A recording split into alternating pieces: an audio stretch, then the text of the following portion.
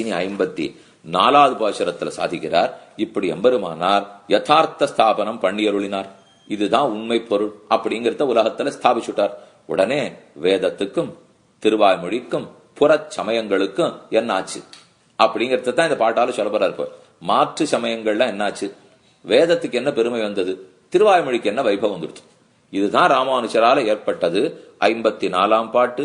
நாட்டிய நீசச் சமயங்கள் மாண்டன, நாரணனை காட்டிய வேதம் களிப்புற்றது, தென் குறுகை வள்ளல் வாட்டமிலா வண்டமிழ் மறை வாழ்ந்தது, மண்ணுலகில் ஈட்டிய சீலத்தி ராமானுஜந்தன் இயல்பு கண்டே. ராமானுஜனுடைய இயல்பை பார்த்தது இல்லையோ, மண்ணுலகில் ஈட்டிய சீலத்தி ராமானுஜன் தன்னுடைய குணத்தை சம்பாதிச்சிருக்காராம் சுவாமி.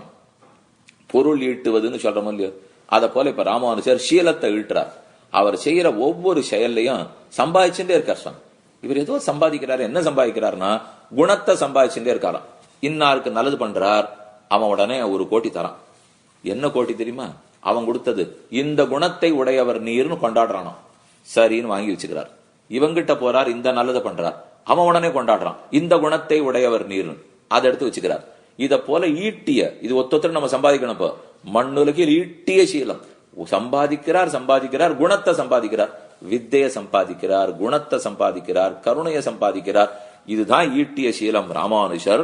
மண்ணுலகில் நாட்டிய ஈட்டிய சீலத்தி ராமானுஜர். இனி பதபதார்த்தம் பார்க்கலாம். க்ஷுத்ரரான சேதரனோட தம் பெருமையும் அவர் சிறுமையும் பாராதே. இவர்கள்லாம் ரொம்ப தாழ்ந்தவர்கள், இவர்களோட போய் நம்ம கலக்க முடியுமா, நம்மால இவர்களோட ஒத்து போகுமா என்றே நினைக்காமல், அந்த நினைவில்லாமல் எல்லாரோடையும் கலந்தார், தோளோட தோள் கோர்த்தார். மண்ணுலகில் ஈட்டிய சீலத்தி ராமானுஜன் தன் இயல்பு கண்டு. மண்ணுலகில் பூலோகத்திலே ஈட்டிய சீலம் மேன்மேலும் திரட்டி கொண்ட சீலகுணத்தை உடையவரான ராமானுஜனுடைய இயல்பு கண்டு, சுபாவத்தை கண்டு, ஓ ராமானுஜர் வந்திருக்கார், புகழ் ஈட்டிருக்கார், குணங்களை ஈட்டிருக்கார். இதை பார்த்த உடனே இன்னது நடந்தது, இன்னது நடந்தது, இன்னது நடந்தது. 3 காரியம் நடந்ததுங்கிறார். முதல், நாட்டிய நீசச் சமயங்கள் மாண்டன. ஆதித்யன் சூரியன் உதித்தால் உடனே இருள் விலக வேண்டும். சூரியனாட்ட ராமானுஜர் உதிச்சுட்டார், நீசச் சமயங்கள்லாம் ஓடி போச்சு. வேதமே பொய்னு சொல்றவன் காணும், அதை போட்டு குழப்பி 7 வாதம்னு சொல்றவன காணும். ஆத்மா பிரதானம்ங்கிற பிரகிருதி உண்டு, ஈஸ்வரன் கிடையாதுன்னு சொல்றவன காணும். நீயே ஈஸ்வரன் சொன்னவனையும் காணும். என்ன சொன்னாலும் ஆள காணும். அதனால நாட்டியன பேசி பேசி நாட்டி வச்சிருக்கலாம். இதெல்லாம் பிரமாண பலத்தால் இல்ல சுவாமி, பேசி பேசி இருக்கா. ஆனா நாட்டிய 2 அர்த்தம் சொல்றார். நாட்டியன்னா நாம் பேசி பேசி அண்டை கொடுத்து வைக்கிறது. இதெல்லாம் வேதத்துல இருக்கிறது இல்ல, நானா சொல்லி சொல்லி அண்டை கொடுத்து நிறுத்தி வைக்கிறாளோ இல்லையோ. அது எத்தனை நாள் இருக்கும்? நான் அப்படி கொடுத்துருக்கிறத வச்சு இருக்கிற வரைக்கும் இருக்கும். எடுத்தா விழுந்துடும் இல்லையோ. இந்த ஏதான தேர்தல் எல்லாம் வரும், வந்த உடனே ஆளுக்கு ஆள் உயர அட்டை வைப்பா. அவளை பத்தி வரைஞ்சி கரைஞ்சி அதெல்லாம் ஒரு பொம்மை எல்லாம் பண்ணி வச்சு, அதுக்கு பின்னாடி பெருசா கம்பெல்லாம் கொடுத்துருக்கும். பெரிய கம்பை வச்சு கழி வச்சு கட்டியிருப்பா. கடைசியில அவர் வர்ற சமயத்துக்கு அதுவும் பின்னாடி உட்காந்து இருக்கிறோம், அதுவே விழுந்து பிராணம் போடும். அது பெரிய சத்தமா போடும். இவர் வர்றதுக்குள்ள இதுவா எடுத்து அதுவா எடுத்து அப்படி இப்படிங்கிறாலும் இல்லையோ.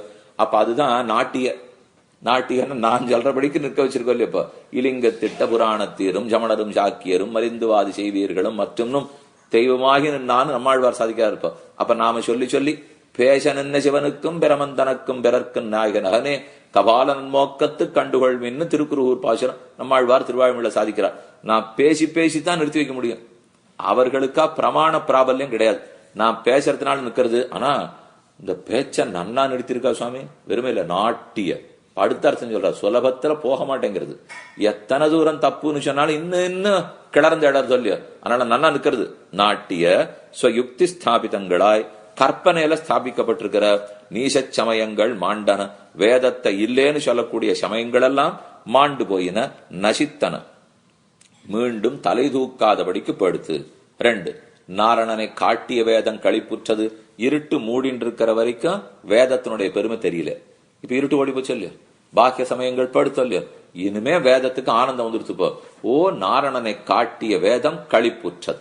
நாரணன் தெய்வம்னு சொல்லியிருக்கிற வேதங்கள் பூர்வ பாகம் ஆராதனத்தையும் உத்தர பாகம் ஆராத்தியனான பிரம்மத்தையும் சொல்ல வந்தவைதான் 2 பாகம். பூர்வ பாகம் வேதம், வேதாந்தம், வேதம் உபனிஷத்து. இது எல்லாத்துக்கும் சந்தோஷம். நாரணனை வேதைச்ச சர்வைஹி அகமேவ வேத்யா என்கிறபடியே உபய விபூதி யுக்தனான சர்வேஸ்வரனை நாரணனை காட்டிய வேதம்ங்கிறார். ஆகவே வேதத்தில் அனைத்து சொற்களும் நாராயணனை குறிக்கும். நாரணனை காட்டிய வேதம் களிப்புற்றது. ஓதுவார் ஓத்தெல்லாம் எவ்வுலகத்தெவ்வவையும் சாதுவாய் நின் புகழின் தகையல்லால் பிரிதில்லை. மாதுவாள் மார்பினாய் நம்மாழ்வார் ஆழ்வாரே சாதிக்கிறார்.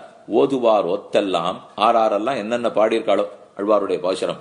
ஓதுவார் ஓத்தெல்லாம் எவ்வுலகத்தெவ்வவையும், எத்தனை வேதம் யார் எங்க சொன்னாலும் அதெல்லாம் எதை சொல்லும்? நின் புகழின் தகையல்லால் பிரிதில்லை. தேவரீருடைய புகழத் தவிர மத்தொன்னது பேசினதில்லை. அப்படி நாராயணனை காட்டிய வேதம், நாராயணனை காட்டிய வேதங்கள் வேதைச்ச சர்வைகி அகமேவ வேத்யான்னு கண்ணன் கீதையில சாதிக்கிறார். எல்லா வேதங்களும் அர்ஜுனா என்னைத்தான் சொல்லும். அகமேவ வேத்யா, என்னை மட்டுமே சொல்லுங்கிறார். அதனாலதான் நாராயணனை காட்டிய வேதம் களிப்புற்றது. அது ரொம்ப சந்தோஷப்பட்டு மேலே தென் குறுகை வள்ளல் வாட்டமிலா வண்டமிழ் மறை வாழ்ந்தது. வேதம் வாழ்ந்துருச்சுனால் அதை விட இப்ப திருவாய்மொழி வீறு கொண்டழர் தான். தென்குறுகை தரிசனீயமான பார்க்க ரொம்ப அழகா இருக்கக்கூடிய குறுகை திருநகிரியே வாசஸ்தானமாய் உடையவராய் வள்ளல். வள்ளல் நம்மாழ்வார வள்ளல்னு குறிப்பிடுறார். இப்போ தென் குறுகை, குறுகை வள்ளல் அப்படின்னா குறுகை நம்மாழ்வார கொடுத்ததோ இல்லையோ? ஒருவேளை அந்த ஊரே வள்ளலா இருக்குமோ? நமக்கு நம்மாழ்வார கொடுத்ததே. அப்ப வள்ளல் குறுகைன்னு வச்சுங்க. இல்லைன்னால் குறுகை வள்ளல்னு வச்சுங்க. குறுகையில பிறந்த வள்ளல் குறுகை வள்ளல். பகவத் அனுபவ பரிவாக ரூபமான உக்திகளை லோகத்துக்கு உபகரித்தருளின. பகவான நன்கு அனுபவிச்சு நமக்கு நன்னா பெருமாள் அனுபவம் கொடுத்துட்டார். அத்தோட வாழ்ந்து புறட்டு போயிடுவோன்னு இல்லாமல் பாட்டா பாடி நமக்கு அந்த அனுபவத்தை பகிர்ந்தாரோ இல்லையோ? அதனாலதான் வள்ளல்ங்கிறார். ரொம்ப பெரியவாளுக்கு தங்களுக்கு அனுபவம் கிடைச்சிடும். அந்த அனுபவிச்சுட்டு சொல்லாம புறட்டு போயிட்டா நமக்கு கிடைக்காது இல்லையோ? இந்த ஏழை எளியவர்களுக்கும் கொடுத்துட்டு போனோம், கொஞ்சம் அல்வா பண்ணிருக்கோம், அவளுக்கு தருவோம். தானே எல்லாத்தையும் தொன்னையில வச்சு சாப்பிட்டு போயிட்டா. அப்படி இல்லாமல் தென் குறுகை வள்ளல் வாட்டமிலா வண்டமிழ் மறை வாழ்ந்தது. எப்போதும் வாடாத தமிழ்மறை திருவாய்மொழி. இப்ப இதை வாட்டமிலான்னு சொல்றாருன்னா ஏதோ ஒண்ணு வாடணும் இல்லையோ? எது? கீழே சொன்ன நாராயணனை காட்டிய வேதத்துக்கு வாட்டம் உண்டு, ஆனால் திருவாய்மொழிக்கு வாட்டம் கிடையாதான். ஏனெனில் பௌத்தன் பேசினானோ, ஜெயிந்தன் பேசினானோ, சாங்கியம் பேசினானோ, அக்ஷபா யார் பேசினாலும் வேதத்தோட சண்டை போட வருவாளே தவிர திருவாய்மொழியோட யாரான சண்டை போட வருவாள? அதனால இது சண்டை போட்டு திருவாய்மொழிக்கு பெருமை குறைஞ்சதுன்னு ஒரு நாளே கிடையாதுங்கிறார். அதனாலதான் வாட்டமிலா. சுவாமின்னா வேதம் கொஞ்சம் குழப்பம், பார்த்தா இப்படியும் சொல்லலாம் மாதிரி இருக்கும், அப்படியும் சொல்லலாம் மாதிரி இருக்கும். திருவாய்மொழியில இந்த வம்புக்கெல்லாம் இடமே கிடையாது. இப்போ பார்த்தாலே ஓடிவிடுவா எல்லாரும். இவர் தெளிவா இருக்காரு இந்த சுவாமி, அதனால நம்மால சண்டையெல்லாம் போட முடியாது என்று வாட்டமிலா ஞான பிரபிருதி மோட்சாந்தமான சகல வரங்களையும் கொடுக்கும். இன்னொரு அர்த்தம் சொல்றார். வேதத்துக்கு வாட்டம் இருக்கோ இல்லையோ, திருவாய்மொழிக்கு வாட்டம் இல்லை. ஞானத்திலே இருந்து ஆரம்பிச்சு பக்திக்கு கூட்டின்னு போய் பரமபக்தியை ஏற்படுத்தி சாது சமாகமம் கொடுத்து ஆச்சாரிய கட்டாட்சத்தை எல்லாம் முதலே ஏற்படுத்தி இத்தனையும் கொண்டு மோட்ச மண்டல அளவு கொண்டு போய் சேர்த்துடுறது இல்லையா? ஒரு வாட்டம் இல்ல சாமி. இதை பிடிச்சுனுட்டா அது வரைக்கும் கிடைக்கும். அதுதான் வாட்டமிலா வண்டமிழ் மறைங்கிறார்.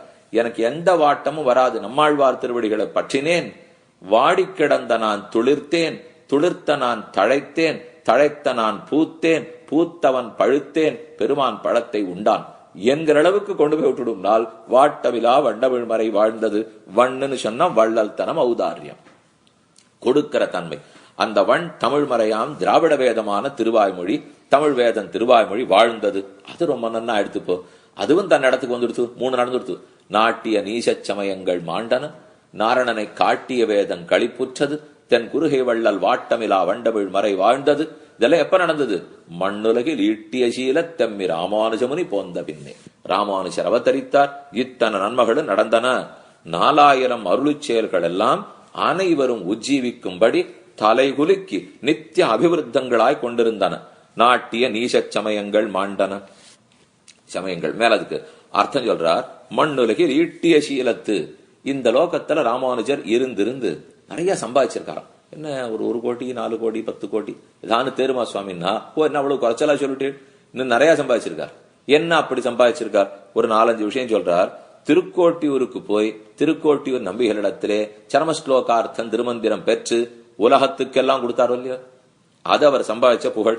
அடுத்தது கொங்கில் பிராட்டிங்கிற பெண் எங்கேயோ கோவை பக்கம் இருந்தா, கொங்கு நாட்டுல. அவங்க பஞ்சம் பழைக்கிறதுக்காக ஸ்ரீரங்கத்துக்கு வந்தா. இவர் அப்படியே மாதுகரத்துக்காக வீதியில எழுந்துள்ளிட்டு இருக்கார். கையில திருதண்டம் பிடிச்சிருக்கார். பிக்ஷை கேட்கறதுக்காக போயிட்டு இருக்கார். அந்த பெண்மணி பார்த்துட்டே இருக்கா. ரொம்ப பெரிய மனுஷாலாம் இவரை விழுந்து சேவிக்கிறாளே, பணக்காராள்லாம் இவரை தண்டம் சமர்ப்பிக்கிறா, படிச்சவாள்லாம் இவர்கிட்ட வரா, இவர்கிட்ட என்னமோ இருக்கு போல் இருக்கு அப்படின்னு நினைச்சுன்னு கொங்கில் பிராட்டி முன்னாடி போய், சுவாமி கொஞ்சம் நிக்கணும்னா பக்கத்துல இருந்த ஆளுக்கு ஆச்சரியம். ஆரோ பெண்பணி ஊர் பேர் தெரியாதவோ உடையவரை போய் நடுவுல தடுத்து நிறுத்துறா, சொல்லுன்னு சொன்னார். இப்ப எதுக்கு இவாள்லாம் உம்ம விழுந்து சேவிக்கிறா? எனக்கு அது ரொம்ப சந்தேகமா இருக்கு. நீரானா முழங்கால் அளவுக்கு வேட்டி கட்டிட்டு இருக்கீர், இவர்களானா ஒத்தத்தரும் பட்டு பீதாம்பரம் கட்டிட்டு இருக்கா, எல்லாம் இருக்கு. அவ எதுக்கு உம்ம விழுந்து நமஸ்கரிக்கிறா? என்ன இல்ல இப்போ அவள்கிட்ட என்ன இல்லைன்னு சேவிக்கிறா? ராமானுஜர் மெதுவா பதில் சொன்னார். ஏதோ ஒண்ணு எங்கிட்ட இருக்கிறது அவங்கிட்ட இல்லேங்கிறதுனாலதானே எங்கிட்ட வரான் இருக்குன்னு. அப்படின்னா அது எனக்கு வேணும்னா என்ன சாமர்த்தியக்கார பண்ணுன்னா, அப்ப எது இவாழ்கிட்டெல்லாம் இல்லேன்னு உங்ககிட்ட வராளோ அதை மட்டும் எனக்கு கொடுன்னா வானு மഠத்துக்கு அழைச்சின்னு போனார், அமர்த்தினார், துவய மகாமந்திரத்தை உபதேசித்தார். இதுதான் அவள்கிட்ட இல்லாத சொத்து எங்கிட்ட இருக்கு, பெருமாள் எங்கிட்ட கொடுத்து வச்சிருக்கார், இப்ப உனக்கு கொடுத்தேன்னா தன்யோஸ்மினா கிளம்பி போயிட்டா. ஆண்டு 1 உருண்டோடித்து, நாள் முடிஞ்சு போச்சு. அவ அதை மறந்தே போயிட்டான். இவ்வளவு தூரம் அவர் கூட்டு கொடுத்தாரோ இல்லையோ, அவ மறந்து போய் தன் ஈடுபாட்டுல இருந்துட்டா. கொங்கு நாட்டுல பஞ்சம் முடிஞ்சு போச்சு, மழை பெஞ்சு எடுத்து ஊருக்கு திரும்பி போறா. திரும்பி போறச்சே நம்ம வந்த அன்னைக்கு ராமானுஜர்னு ஒருத்தரை சந்திச்சோம், ரொம்ப பெரியவரா சொல்லுண்டா, அவர் கூட ஏதோ துவயம்னு ஒண்ணு கொடுத்தார், மறந்து போயிடுத்து, போற போக்கில் வேணா திரும்பி கேட்டுன்னு போவோம் அப்படின்னு திரும்ப வந்து அவர் மாதுகாரத்துக்கு வரைச்சே தடுத்துட்டா. அன்னைக்கு நீர் ஒண்ணு சொன்னீர், அது எனக்கு மறந்து போயிடுத்து, நான் ஊருக்கு போறதா இருக்கேன், இந்த அவசரத்துல இன்னொரு தடவை சொல்றீரோ. அவர் அதுலயும் துளியும் சொணங்காமல் திரும்ப சிரித்து கொண்டே, சொல்றேனே நீ எத்தனை தரம் கேட்டிருந்தாலும் திரும்ப சொல்றேன் அப்படின்னு துவயத்தை உபதேசித்து, இனி உன் உள்ளத்தில் நீங்காமல் இருக்கட்டும் என்று அனுகிரகத்துக்கு போக அவள் பரமோத பிராப்தி அடைந்தாள். கொங்கில் பிராட்டி போற வழியில மேல்கோட்டைக்கு சுவாமி எழுந்துருளி போகும்போது கிருமிகண்ட சோழனால ஆபத்து வந்தது. மேல்கோட்டைக்கு போனாரோ இல்லையோ, வழியில அங்க போயிருந்து அவ பாதுகை ஆராதனம் பண்றதை பார்த்து ஊரே வியந்து போச்சு. அப்ப எங்கிருந்தோ வந்த ஒருத்திக்கு இத்தனை பண்ணிருப்பார் ஈட்டிய சீலம். அதுதான் மண்ணுலகில் ஈட்டிய சீலம் கொங்கில் பிராட்டியையும். அடுத்து ரெட்ட திருப்பதியிலே மாடு மேய்க்கிற பெண் பிள்ளையும். எங்கோ ரெட்ட திருப்பதிக்கு சேவிக்கிறதுக்கு போறார், அங்க மாடு மேய்க்கிற பெண் பிள்ளை. அவள்கிட்ட கேட்கிறாப்போ இது எங்கன்னா திருக்கோளூர் பெண் பிள்ளை ரகசியம்னு கேள்விப்பட்டிருக்கு. ரெட்ட திருப்பதியில மாடு மேய்க்கிற பெண் பிள்ளை, நீ இங்கேயே மாடு மேய்ச்சிட்டு இருந்தா போறாதா அப்படின்னு அவளை கேட்டு இருக்க வைத்தார். அதையும் மேல் நாட்டுக்கு எழுந்துருளுகிற போது காட்டிலே ஒரு இடையனையும் மற்றும் ஊமை முதலானவர்களையும், ஒருத்தன் ஊமை செவிடு ஒன்னும் பேச மாட்டான், அவன் எனக்கு மந்திரோபதேசம் பண்ணணும் மோட்சம் போகணும்னா உனக்கு ஒண்ணும் பண்ண முடியாது, காது கேட்காதீங்க வா என் அவனை தன் மഠத்தில் அழைத்து போய் தன் திருவடி தாமரைகள் எடுத்து அவன் தலையில வைத்து அதனாலேயே சரீரத்தை துறந்து போயே சேர்ந்தான்னு சரித்திரம். இப்படி எத்தனை செய்திருப்பார். மண்ணுலகில் ஈட்டிய சீலத்தி ராமானுஷன் தன் இயல்பு கண்டு, இப்படிப்பட்ட ராமானுஷருடைய சுவாவத்தை கண்டு அதை பிரதிபக்ஷ பிரதிக்ஷேபத்துவ தர்ம மார்க்க பிரதிஷ்டாபகத்வாதி சுவாவங்களை கண்டு புறச்சமயங்களா இருந்தா ஜெயிச்சிருவார், ஸ்ரீ தர்ம மார்க்கத்தை ஸ்தாபிப்பார். அந்த இயல்பு கண்டு நாட்டிய நீசச்சமயங்கள் மாண்டன. ஆங்காங்கு நீசச்சமயம் எல்லாம் நிக்கல. இப்போ தப்பு தப்பா அர்த்தம் சொல்லியிருந்தவரெல்லாம் மாண்டே போனார்கள். எத்தனை பாடு கேள்விப்பட்டிருக்கோம். ஒரு 4-5 விஷயத்தை சொல்றார். தைஷ டிம்பரான பாஷண்டிகள் பிடுங்கி புகட்டு சிவாலங்களை கட்டும் போது திருமங்கை மன்னன் திருவவத்தருளி அந்த பாஷண்டிகளுடைய பிரசங்கித்து அவர்களை வென்று திவ்வதேசங்களை கட்டடங்க நிர்வகித்தார். திருமங்கை ஆழ்வாரே திவ்வதேசங்களை நிர்வகிச்சிருக்கார். பல பேர் பாஷண்டிகள்லாம் கோவில் இடிக்கு போனா அதெல்லாத்தையும் தடுத்து நிறுத்திருக்கார். ஆள வந்தார். சோழன் சபையிலே ருத்ரபக்ஷபாதிகளோட தர்க்கித்து அர்த்தராஜ்யத்தை பெற்றார். அவர்களிடத்திலேருந்தே பாதிராஜ்யம் வாங்கினார்னு கேள்விப்பட்டிருக்கோம். கூறத்தாழ்வான் சிவாத்பரதரன் நாஸ்தின்னு சோழன் கழித்து போட சொல்ல துரோணமஸ்தி ததப்பரம்னு கழித்து போட்டு கண்களையே பிடுங்கி புகட்டு புகழே சம்பாதித்தார்னு கேள்விப்பட்டிருக்கிறோம். அடுத்து காளஹஸ்தியிலிருந்து சைவர்கள் வந்து நம்முடைய சிவன் கந்தநாயனார் இவர் என்று திருவேங்கடமுடையானை தாங்கள் கொண்டாட போக அரசன் என்ன செய்வதுன்னு தெரியாமல் விழிக்க ராமானுஜர் ஸ்ரீரங்கத்திலிருந்து ஓடிப்போய் இவன் திருமாலே சிவன் நாராயணனே என்று ஸ்தாபித்தார் என்பது ஜெகத் பிரசித்தம். மேல் நாட்டிலே பௌத்த சமயத்தவர்கள் பருத்து போக அரசன் என்ன செய்வதென்னாமல் தவிக்க தொண்டனூரிலே 1000 பணாமண்டலங்களோட தன்னுடைய 1000 நாக்குகளோட 1000 பேரோட தர்க்கித்து ஏக காலத்தில் ஜெயித்து விட்டிதேவராயன் அவனையும் சேர்த்து ஏன் உயர்ந்த ஸ்தாபனமாம் யாதவாத்ரியை ஸ்தாபித்தார். ராமப்பிரியனை கொண்டு வந்து சேர்த்தார். திருநாரண பெருமாள் செல்லப்பிள்ளையை மீண்டும் ஸ்தாபித்தார்னால் எல்லாம் மண்ணுகள் ஈட்டிய சீலத்தம்மி ராமானுஷர். அந்த ஈட்டிய இயல்பு கண்டு இப்படிப்பட்ட சுவாமியினுடைய இயல்பை கண்டு ஆசிரித்து அந்த ராஜா இவர் ஆசிரித்து பட்டாச்சாரியன் காலத்திலும் நசியாதே வேறுபாய்ந்திருக்கிற பௌத்தருடைய ஜெயினருடைய தலைகளையெல்லாம் போக்கி, இனிமே நீங்கள்லாம் தலையெடுக்காதீங்க, வேதம் தப்பு தப்புன்னு தப்பா உபதேசம் பண்ணாதீங்க என்று ராஜாவே புரிஞ்சு விடுற அளவுக்கு நாட்டிய நீசச்சமயங்கள் மாண்டன. நாட்டியர்னால் பேசி பேசி நிலைநாட்டி வச்சிருக்கிற ஏதோ சமயங்கள் அதெல்லாம் மாண்டு போச்சு. ஆதித்யன் உதித்தால் சூரியன் உதித்தால் இருட்டு விலகணும் இல்லையோ, அதை போல விலகி போச்சு. நாரணனை காட்டிய வேதம் களிப்புற்றது. நாரணனை காட்டிய, நாரணனை 2 விதத்துல காட்டிது. ஆராதனை எப்படி பண்ணணும்னு பூர்வபாகம் வேதம், பகவான் எப்படிப்பட்டவர் நாராயணன் எப்படிங்கிறத உத்தர பாகம் வேதாந்தம். அதை காட்டிய வேதாந்தம் களிப்புற்றது. என்ன சொல்லித்து வேதாந்தம்? நாராயண பரம்பிரம்ம தத்தன் நாராயண பரஹ, நாராயண பரோ ஜோதி ஆத்மா நாராயண பரஹ. என்று ஆத்மா பரமாத்மா நாராயணன், பரதத்துவம் நாராயணன், பரஞ்சோதிஷு நாராயணன், பரமமான ஜீவன் நாராயணன் என்று அனைத்தும் பரமாத்மா பரஞ்சோதிஷ் பரம தத்துவம் அனைத்தும் நாராயணன் வேதங்கள்லாம் சொல்ல வந்தன. அந்தர் பகிஷ்ட தத் சர்வம் வியாபிய நாராயண ஸ்திதா என்னும் ஏஷ சர்வபூதாந்தராத்மா அபகத பாப்மா திவ்யா தேவ ஏகா நாராயணா என்னும் நாராயணாத் பிரம்மா ஜாயத்தே நாராயணாத் ருத்ரோ ஜாயத்தே திசஷ்ட இந்திரியாணி என்னும் இத்தனை வேத கோஷம் இல்லையோ, அதெல்லாம் இப்ப புரிஞ்சு போச்சு. ஓஹோ, நாரணன் தான் வேதம், வேதம் தான் நாரணனை சொல்லும் என்று தெரிந்து வேதத்துக்கெல்லாம் பெருமை ஏற்பட்டு விட்டது. இப்போ அடுத்து சொல்ற நாராயண பரத்துவத்தை காட்டுகிற வேதமானது அனைத்து பாகங்களும் களிப்புற்றது. 3வது, தென் குறுகை வள்ளல் வாட்டமிலா வண்டமிழ் மறை வாழ்ந்தது. தென் குறுகை வள்ளர் சுவாமி நம்மாழ்வார், அவருடைய வாட்டமே இல்லாத ஆழ்வாருடைய திருவாய்மொழி அது வண் தமிழ் மறை. மறை வேதத்துக்கு சமம், தமிழ் மறை. ஆனா தமிழ்ல இருக்கிறதுனால இனிமையா இருக்கு. வண் தங்கிட்ட இருக்கிற அர்த்தத்தை சுலபமா கொடுத்துடுறது. வாட்டமில்லா எதிரி யாரும் வரவே மாட்டான். அப்ப 4 பேரும் இப்போ வாட்டமிலா வண் தமிழ் மறை வாழ்ந்தது. கொடுத்தது யார்? தென் குறுகை வள்ளல்.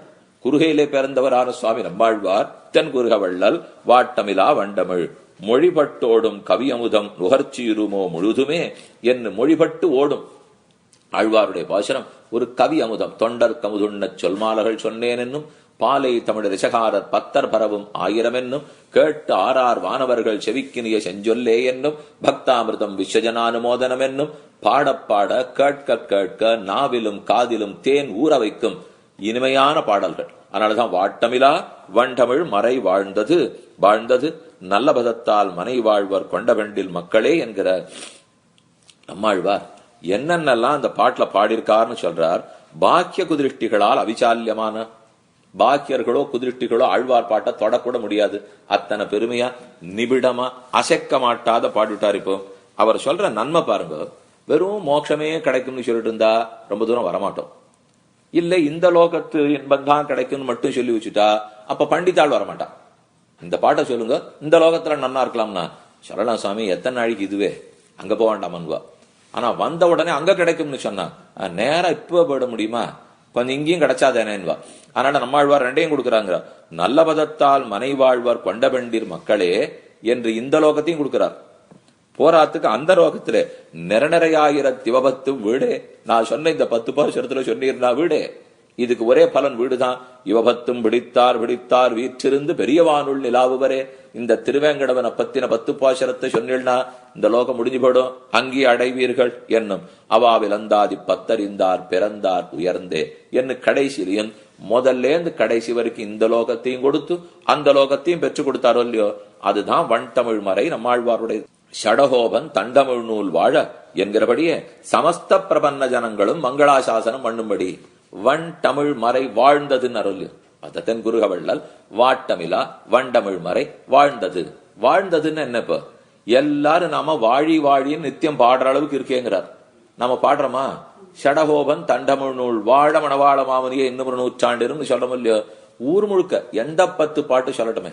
ஒரு திருவாய்மொழி சேவாகாலம் வேண்டியிருக்கோம், உயர்வரா 10 பாட்டாச்சு, கடைசியில நம்ம ஆழ்வார் திருநாமம், விடுமின் முத்தமா ஆச்சு, ஆழ்வார் திருநாமம், 10 ஆழ்வார், வாயுந்துறைகளும் ஆழ்வார், ஒவ்வொன்னா முடிச்சோதியாய் ஆழ்வார். இப்படி ஒவ்வொரு 10 முடிய முடிய கடைசியில தென்குருகூர் சடகோபன், வன்குருகூர் சடகோபன், காரிமாறும் சடகோபன் பேர் வரும் இல்லையோ.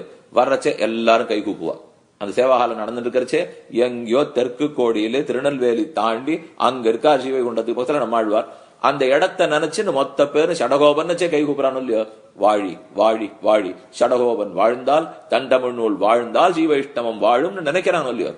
அந்த நினைக்கிற அளவுக்கு வாழி பாட வச்சது யாருன்னால் ராமானுஜர் தான் பாட வச்சாருங்க. தென் குருகை வள்ளல் வாட்டமிலா வண்டமிழ் மறை மக்கள் எல்லாரும் வாழி வாழின்னு பல்லாண்டு பாடுற அளவுக்கு வாழ்ந்தது. வாட்டமிலா வண்டமிழ் மறை வாழ்ந்தது எப்போது? எம்மி ராமானுஜமுனி போந்த பின்னே. ராமானுஜர் அவதரித்தார், இத்தனை நிகழ்ந்தது. இந்த பாசுரம் முற்று பெற்றது. 54ஆம் பாட்டு. நாட்டிய நீசச் சமயங்கள் மாண்டன, நாரணனை காட்டிய வேதம் களிப்புற்றது, தென் குறுகை வள்ளல் வாட்டமிலா வண்டமிழ்மறை வாழ்ந்தது, மண்ணுலகில் ஈட்டிய சீலத்து இராமானுஜன் தன் இயல்பு கண்டே. ராமானுஜனுடைய இயல்பை கண்டனர். இயல்பு அவருடைய சுபாவத்தை பார்த்து இத்தனையும் நடந்து விட்டது.